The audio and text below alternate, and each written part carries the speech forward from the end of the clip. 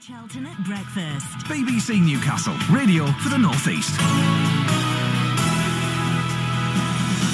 Just after 25 past 8, a few years ago at this time of year, Newcastle City Hall would have already been sold out for the annual Lindisfarne Christmas concerts.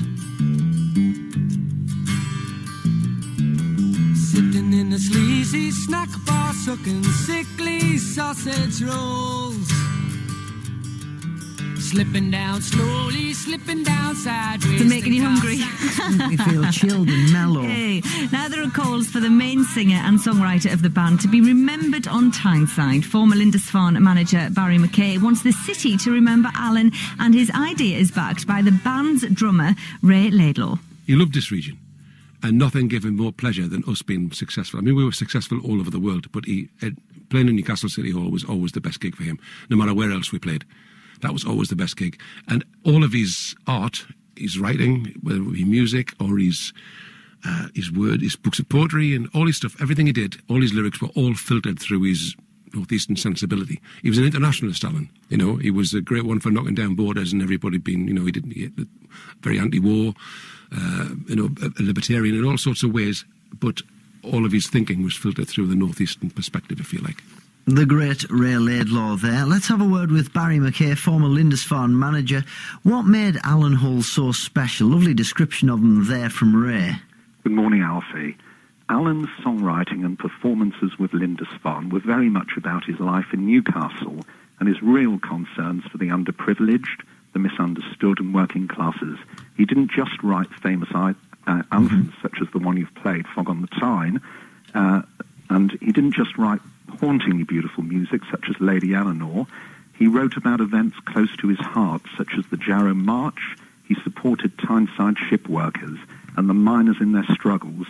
He was a true son of Newcastle and he was proud of his city, and this fact that he was so special was noted by members of Parliament in the House of Commons 16 years ago when it was said that Alan not only brought great pleasure to millions of music lovers but cared deeply for his fellow man, and that Tyneside as a whole had lost a great ambassador. Part of the fabric of the North East. You met the City Council a few years ago about this. Do you know why there isn't anything to mark Alan Hull's contribution to Tyneside's heritage? I don't. Alan's family and I were formally received by the City of Newcastle 5 years ago, and we spent an afternoon with the Lord Mayor discussing ideas for the city organising a permanent memorial for Alan. We talked about a statue and a commemorative plaque on the City Hall, but it seems that some councillors weren't that interested, which was a great shame. And of course now, Alfie, the years are moving on. Next year will be the 40th anniversary of the release of the Fog on the Tyne album, which I think everyone knows. And it's 16 years ago this week as well since Alan passed away. That was marked by full-page obituaries, not only in The Guardian, but also in The Times, The Telegraph and The Independent. And I'm sure many of your listeners will agree that there should be a fitting memorial to Alan Hull in Newcastle. Well, what's your next step? How are you going to make this happen?